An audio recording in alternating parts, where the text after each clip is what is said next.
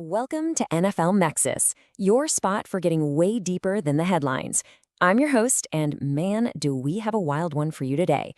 We're going to unpack a fascinating chain of events that kicks off with what looks like a totally normal free agent signing. But it quickly gets sucked into the vortex of a blockbuster NFL trade that goes completely off the rails.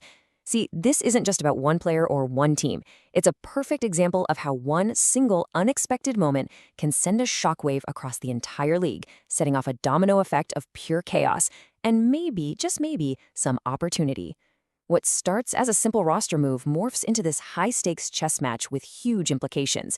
If you're into these kinds of detailed breakdowns, do me a favor and hit that subscribe button and make sure you like the video. All right, let's get into it.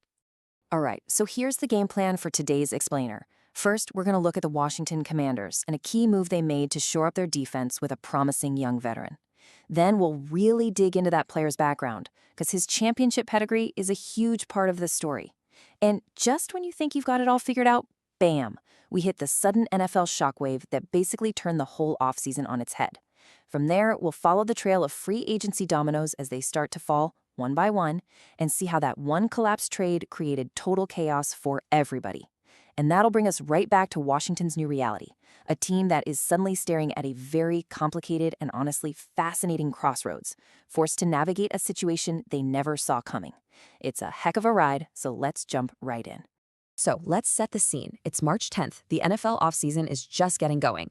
Our story here starts with the Washington Commanders, a team that is deep in rebuild mode. And look, let's be honest, they were coming off a pretty brutal 5-12 season, and a huge part of that was their defense. We're talking about a unit that was just getting gashed. Week in and week out, they were basically at the bottom of the league in almost every important stat. They couldn't stop anybody. So the new front office, the new coaches, they knew their number one job. Their absolute first priority was to fix that side of the ball, and they did not waste any time making their first big move.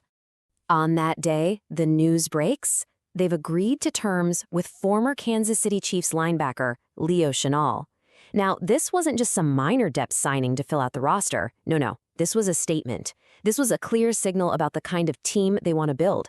Chenal is young, he's physical, he's a guy on the rise. Exactly the kind of player you want as a building block.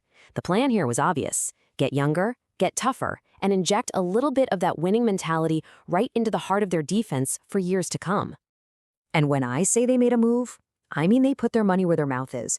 They didn't just sign him, they made a serious financial commitment. The Commanders dedicated a pretty hefty $24.75 million to bring the 25-year-old linebacker to Washington. Now, for a team that's rebuilding, every single dollar matters. And when you commit that kind of cash to one guy, that is a massive vote of confidence. It tells you they don't just see him as some guy who can help out, they see him as a core piece of their puzzle for the long haul. Let's take a closer look at the deal itself, because the structure of a contract really tells its own story.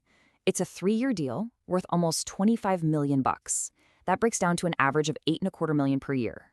Now, in the NFL free agency world, that's not chump change. This isn't one of those one-year prove-it deals.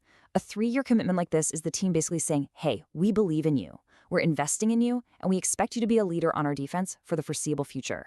They see Leo Chenal as a fixture, not just some Band-Aid. And you gotta understand, this was an aggressive play by Washington. They paid a serious premium to get him. Just to give you some perspective, most of the experts, the people who project these contracts, they had Chenal valued at maybe a 2-year deal for around $11 million total. The Commanders came in and more than doubled the total cash and tacked on an extra year. So why would they do that? Well, it's what people in the league call the free agency tax.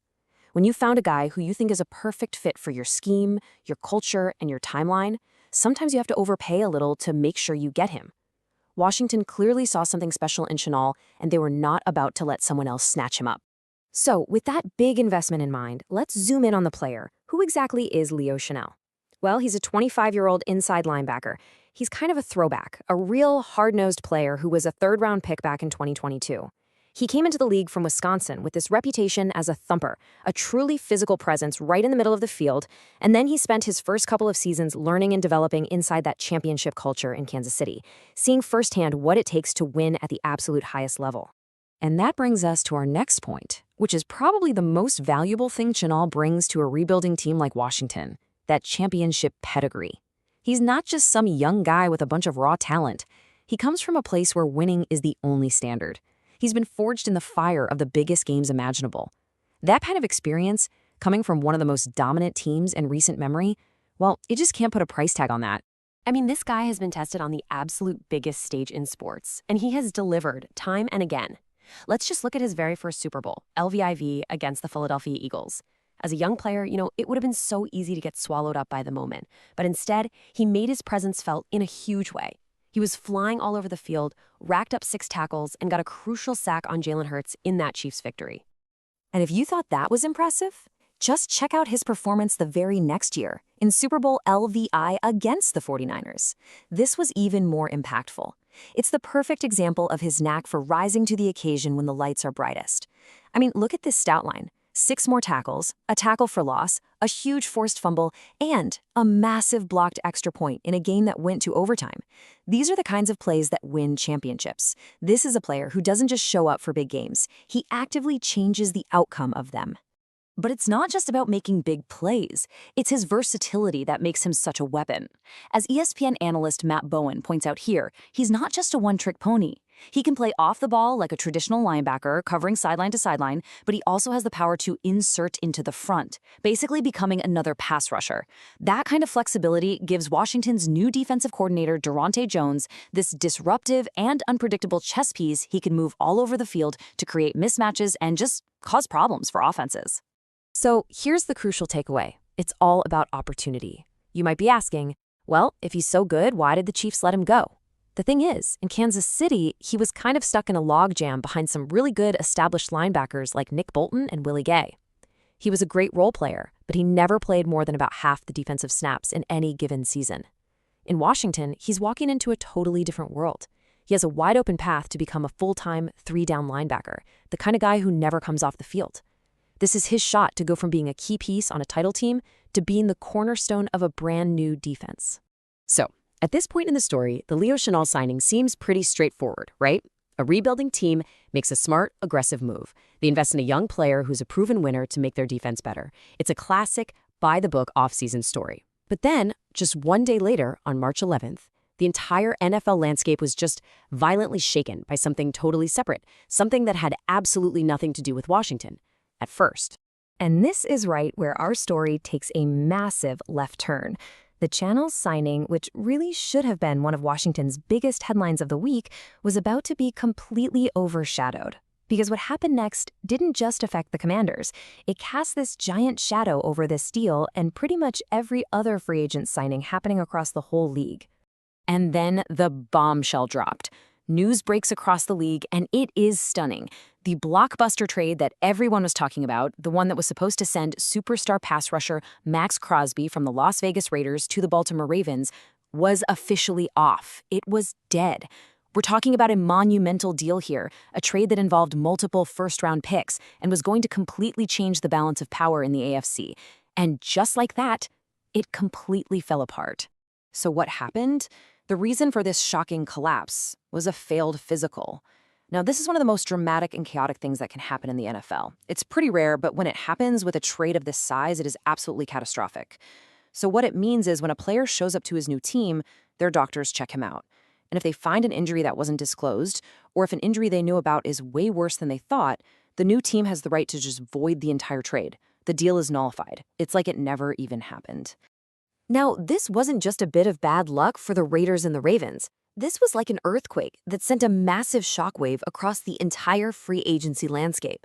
It kicked off this chaotic chain reaction, a whole series of falling dominoes that, almost unbelievably, would land right at the feet of the Washington Commanders and make that Leo Chenal signing way more complicated. Let's follow that first domino, the Las Vegas Raiders. They had come into free agency like they were shot out of a cannon, handing out huge contracts like crazy. But they were doing all that spending assuming they had an extra $30 million in salary cap space from trading Max Crosby. When that trade got voided, his massive $30 million contract just snapped right back onto their books. You can just imagine the sheer panic in that front office. All the deals they had just agreed to were suddenly in jeopardy. Their entire plan for the offseason was thrown into complete chaos. This cap nightmare created this cloud of uncertainty for a bunch of key players who had already agreed to deals with the Raiders. I mean, these guys thought their futures were secure, and suddenly they're just in limbo. And this is exactly where the story comes full circle back to Washington, because two of the players caught in this mess have direct ties to what the Commanders were trying to do this offseason: center Tyler Linderbaum and defensive end Odafio Webb. So let's start with a first connection: center Tyler Linderbaum. Just a few days earlier, the Raiders had made him the highest-paid center in the history of the NFL. It was a massive market-setting contract. But now, with Crosby's $30 million salary unexpectedly back on their payroll, they might not be able to even fit Linderbaum's deal under the salary cap. That huge contract could be in trouble. And guess who was reportedly the runner-up? The team that just missed out on signing Linderbaum? A team that desperately needs a center? You got it, the Washington Commanders. Okay, now let's flip to the other side of this failed trade: the Baltimore Ravens. One minute, their front office is high-fiving, thinking they've just landed their defensive cornerstone for the next 10 years. The next minute, they're staring at this massive, star player-sized hole on their roster. They now have an immediate, urgent, and very, very public need for a big-time pass rusher, and every single team in the league knows that they are desperate. And all of this chaos, from what's happening in Vegas to the panic in Baltimore, it brings us right back to where we started: Washington. The fallout from this one failed trade has completely reset the entire free agency chessboard. What looked like a clear path forward for the Commanders is now this murky, unpredictable mess. They are now standing at a strategic crossroads, facing a sudden and complex set of high-stakes threats and opportunities that literally did not exist 24 hours ago. Okay, so this is the crucial point. The Commanders are now facing this fascinating strategic trilemma. They have three totally different paths they can go down. Option one: they can play offense. They can get on the phone right now with Tyler Linderbaum's agent, a player they really wanted who they thought was gone forever, might suddenly be available again. Do they make another run at him? Option two: play defense. Another move Washington made was signing a promising young defensive end, Odafe Oweh.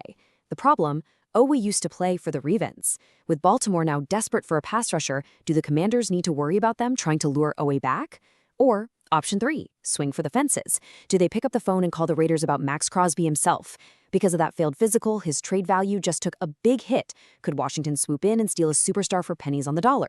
Every single one of those options carries huge risks and potentially huge rewards. And so, the Leo Chenal signing, which started this whole story as a simple, logical move to upgrade the roster, is now just one piece in this much bigger, much more complicated puzzle. What began as a clear step forward has led the Commanders to this totally unpredictable crossroads, with new dangers and new opportunities lurking around every corner. This league-altering shockwave has really put Washington's front office to the test, and whatever they decide to do next could define their franchise for years. So the question is, will this chaos end up being a blessing in disguise, or will it be a devastating curse for their rebuild? What do you think they should do? Let me know your game plan in the comments below. If you enjoyed this deep dive, please be sure to like this video and subscribe to NFL Nexus for more explainers just like this one. And hey, don't forget to help support the channel by checking out our coloring books. They're perfect for kids, grandkids, even adults. You can get to them through the link in the description or just use the QR code on the screen. Thanks for watching.